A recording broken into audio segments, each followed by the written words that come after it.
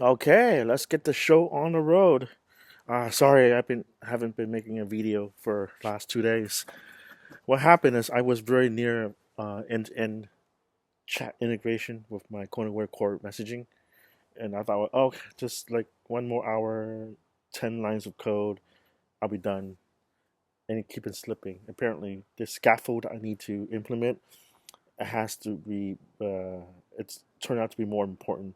The scaffold turns out to be more important than actual integration, and so I had to redesign it. And sometimes I had to move class around. I had to create inner class. I had to move it out, and then I had to move it back to inner class because it doesn't make sense. It doesn't make sense, and I had to just read, and then I had to have some sort of global variable sharing, some pointers to get the whole thing. But eventually, I got it right. With that, uh, I will do a cappella by Andy Lau, Lau Dot Wah. And this is how it's gonna sound like. 如何面對像一起走過的日子，現在剩下我獨下，如何讓心息一一講你知？從來無人明白我，為了你俾我的好日子，有你有友情，有心有死有義。And then some update. I got uni uh only uni own uni one from Honda, that wheelchair, and I like the name, so I'll give you free labor, unlimited labor of love. I promise I'm to make it work. So I'll tell you the story of KenEps. So I started KonaWare about 2002. 2002. It's about 6 years. Could be 2003. And Martin Gromberg left about 2004 because he had a bike accident. Some car hit him straight on. He fractured both his legs, pelvis, just all around a lot of bone fractures. He eventually could walk with a cane, and I think he's fully recovered now to this day. He's fully recovered, but he had to take care of his family, so he had to move on. I don't think he was getting paid a lot. Uh, so he moved to Lockheed Martin, and eventually he's a senior engineer in Google Labs. He did a lot of work in getting that early AI, and then that the Nintendo the release that was the biggest release ever. That 3D thing. He did a lot of work in that, and so Kenneth took over in about 6 months. He rode a bike, fell down a set of stairs, and cracked his neck. So he was confined in a wheelchair for life. The first thing he did, I think he was unconscious for like a few days, could be a week. And the CEO came to visit him, Jim DeSanto, and the first thing he said is he's happy to be alive. That was the first word that came out of his mouth. So um, so I want to make this work. This wheelchair, I want to give it to him. In my mind, Martin Gromberg is always the architect because he walks and he talks like an architect. It's just perhaps he was working in Netscape for as a senior design lead in Netscape down to his last days in Netscape. So I guess he became the architect. But Ken Epps still is his title was architect for KonaWare, and came from Sun Microsystems, the same building that is Meta right now. Uh, uh, and so yeah, I won't give him that only uni one, uni one. My only fan. I like the Honda. Great. I'll get that. I'll get that thing working. I'll talk more about the design of KonaWare core messaging and how it had to fit in. It's basically I work in Nortel, and then we had a team, just attache. It was a web server that's embedded into the switch. So all this menu that you go to the Cisco routers and you configure and everything, those are early days that came out of this web thing. So yeah, the web evolved because of the web server and HTML. That's amazing. Um, so I did do some work in that in Nortel. And so and I got uh, Louisa Mac. There's a new account, Vincent Mac, rock climbing. So I added you. I don't have the password. I lost the password for LinkedIn. So I'm so stuff. And Tony Robbins. You've been making a lot of ads. And the end of the month, there's a 3 day conference. So I'll remember to register. My email is global911 GNU. Okay. So now I'm gonna spend some time explaining what's GNU. GNU stands for GNU is not Unix, and basically it's a set of two chains that allows it to handle a lot of operating system stuff. It's recursive because you need a compiler to make a compiler, and you need a zip tool to zip something or uh, so a lot of these are recursive, right? So the G is recursive. It's silent, but it's recursive. GNU is not Unix, right? So that's where I came up. GNOO, Global 911, and uh, GNU's not others opportunity. That's that's my acronym for the name of the company to save the world. Um, and then Oracle. Yes, you got ads. I guess you want to know how how the design of KonaWare core messaging fits in for JMS. So basically, this database it's layer 4, right? So after you, it consists of a hash map, which is a request respond key value pair, right? It's like a Unix command, and so the return or other key value pair, or you could make it multi-body, which is part of mine protocol to embed multiple stuff, and so you can also have a linked list, right? So you have an entry that points to a linked list. So it's a memory map. It could be shared memory map. And so when you do a select statement, let's say all the customers from Walmart that's been loyal to the company, you have a list, right? So this memory map is embedded into, and then you want to do another query where people who go to Walmart also like to withdraw money from Bank of America. So that's another step statement. It's another memory map, and you merge these using uh, the attributes. Attribute it's the request respond string in the hash map, and that's how you tie it together. And then you issue a token, which is a session, and that basically ties in the whole thing. And so the realm is the viewer, the data model viewer, the viewer that display this information. So it'll be fourth floor of a realm. So for example, when you have a fourth floor, you could see a picture of of a picture of a nice photogenic girl, and then you could have uh, another window that shows you your bank account or your score, right? And also my friend, he works in TIPCO Transfer Information Bus Company. He worked there before IPO as director, Nick Leon. And so I understand the architect.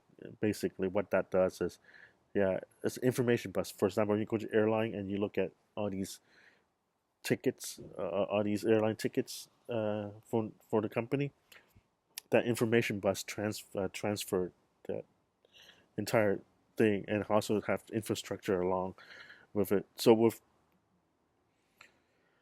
the token key value pair, it should it should perform the same type of processing need, but just at a different level using a standard HTTP protocol, GTTP, that does tip, TIPCO, which is an information transfer, just like WebLogic, the JMS.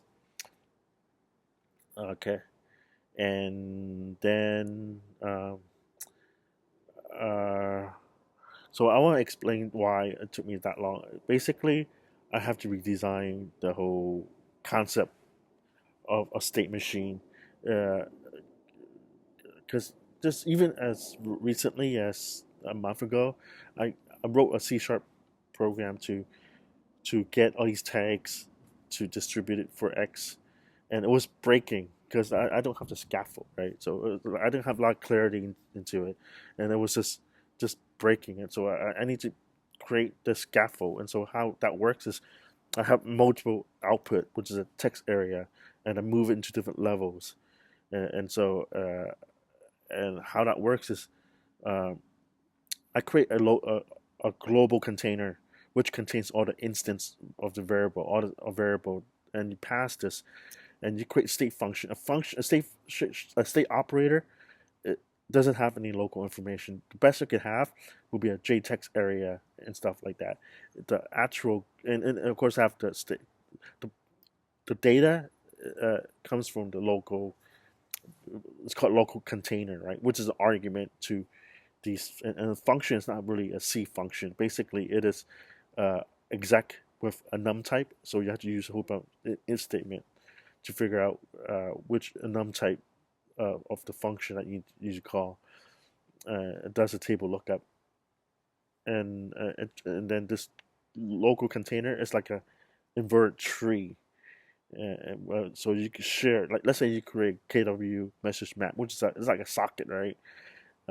So the first thing you have to do is you have to get the text field of a username, password, and stuff, and so that passed to the next level. And it has the text area to display the text field of the user. And the next level is to issue the actual wrapper, and then the actual receive will issue the connection, and that will be a different level. And at different time you have different output, which is a text area. So you can see, I'm just missing 15 lines of code to get the whole chat integration. I still need a little work to decouple it because it's still one serial pipe. You could call it synchronous. So I had to make an independent request, and then the other one broadcast. So that's a bit of work, but the end chat should be really working. But it really does. You could obviously when I do a run through, you can obviously see I have different text area, and so at different process of stuff, the standard input output changes. So it goes up to the realm. For example, when I need to code the database, that would be the fourth floor of the realm. There's also a basement. Basement is kernel access. So eventually, I need to do a device driver for Nintendo Switch, or how you can control the Uni one using some sort of like USB-C interface to it. So that needs to be done. So when you see my run through, it's very clear. You have different text area windows at different part. The debugging information goes to different levels, and then eventually it's rendered. I have a rendering function that does the realm on both the cloud area as well as locally on the canvas, and they match. So if you change the size of the canvas, it does send a KW map message and resize the whole thing. So it's very seamless. It's very scalable. I'm very lucky to just get it right, because otherwise it'll be start stop, and I have to redo the whole thing. So I I'm pretty happy at my rate of progress. Um,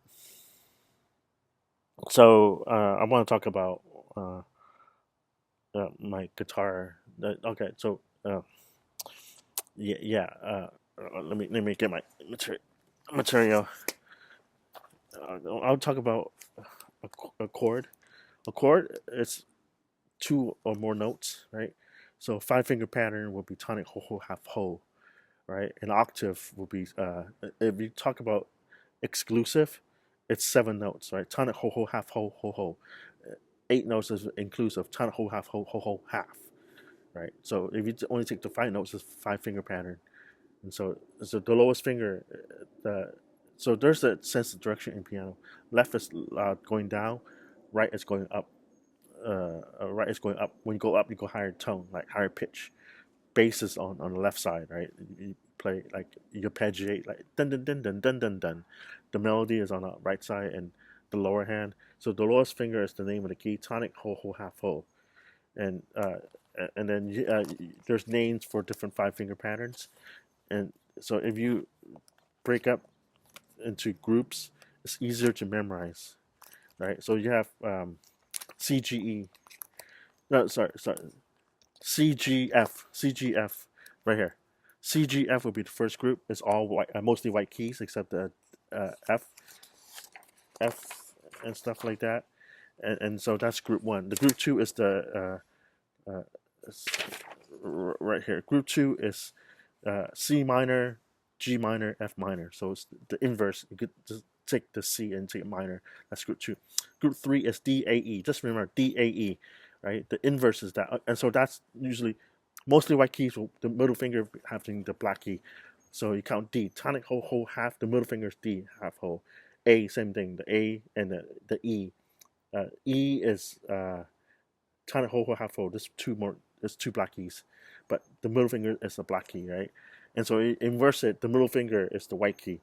It's D minor, A minor, and E minor. That's group four, right? So and then group five is I don't know why they call it group three. Um, okay, so the way the group one is C, G, F, and also so 6 of them, right? The other half of the three will be C minor, G minor, and F minor. Group two is D, A, E, and so the other three will be D minor, A minor, and E minor. And so the group three will be D flat, A flat, and E flat. So this is in D, A, E, same thing. You just put a flat in it, and then it's D flat, A flat, and F minor, F sharp, F minor, F minor. That's group three. So it's a 6 group. Finally, the last one is the hardest one to remember. It's black, white, white, white, black, black, and black, black, black, right? So it's B, B, B flat, B, and F sharp. It's the hardest one group to remember. So if you know that, if you don't know, just count. You just look at a key and count whole half whole. So you have all these variation of a chord. And then, so what's the key signature? A lot of people talk about the circle of fifth, right? So I'll talk about first principle, how it really get there, because the circle of fifth is really just circle around. It's not first principle. So how the key signature work is they want to save ink. It's the least amount of ink that's written will be most like the outcome, and so uh, uh, uh, it matches. If there's a sharp on the F key, then it means implies all other F on the ledger line is sharp. If it's a flat on, let's say, a B flat, then all the B's are flat, right? So that's how it's brown. The way they do all this stuff is that it's just maximize these patterns to save ink and just make it like that. And people use the circle of fifth to explain it. It doesn't get anywhere. I mean, there's better insight into how the circle of fifth works and stuff like that.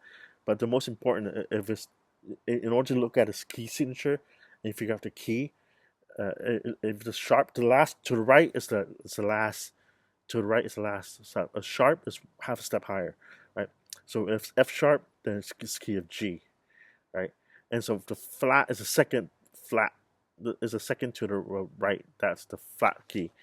So let's say a B flat. A B flat would have a lot. A second. Just look at a second to the last flat. So with that, and then also when you look at piano, the chord is very well defined. The lowest finger is the name of the key, right? So when you look at the guitar, it's the lowest lowest fret, right? When you go up is a low. When you go left, left is low. High, when we go down, is higher pitch because it's higher pitch. When you look at the guitar, right, you flip it, right, and the string, that string 6 is the thinnest string, so that's high. That's a high note, right? So if you put that guitar facing the other way, the one closer to your chin is low because the string is very thick, right? So when you go to my right, you're going higher because the pitch is going higher, right? So the lowest key to the fret is the name of the key, right? So you have C, you have D, and if, like 3, like and F, like that. Uh, so how the actual note corresponds to piano, it's not really the same because then the lowest on the keyboard is not really the fret anymore, right? So you could look at it like you know, my cousin is John and your cousin is Mary. It's just a name. All it is as a name. There's you just look at music harmony, how you can harmonize it, and how you can harmonize it is you have different variation of a note. A dominant is the main note, and subdominant, and you invert all these notes to have different subdominant, tonic, supertonic. So that's my talk for today, and I'll show you the run through for my KonaWare core messaging, and I'll see you tomorrow for another podcast. Thank you.